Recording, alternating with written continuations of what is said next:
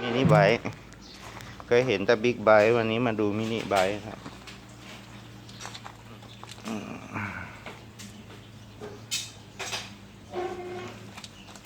เป็นย่อขนาดนะครับเอาเทียบดูจักรยานหันจี๊ดหนึ่งเครื่องจริงใช้น้ำมัน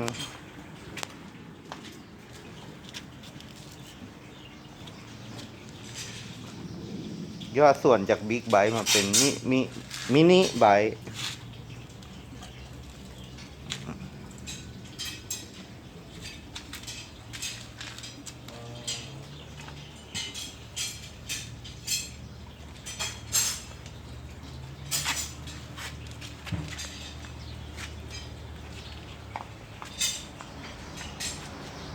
ดูขนาดเทียบกับจักรยาน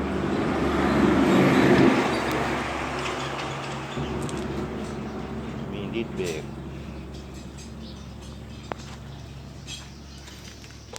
เติมน้ำมันได้นะครับนี่